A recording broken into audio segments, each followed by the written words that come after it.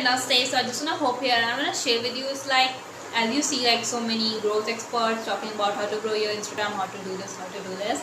But at the end of the day, make sure what you are posting is like implementing for your page in what feels best in alignment to do that according to your time, according to like schedule as a business owner or you creator.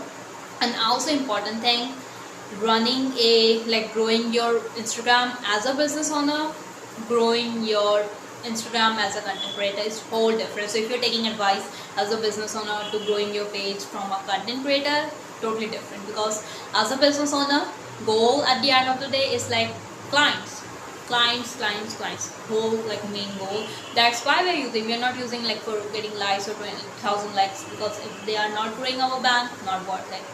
So, and also for like as a content creator, their goal is to like people watch their like content more, spend time more, and like so that's how they will get brand deals by looking at their vanity metrics and engagement rate.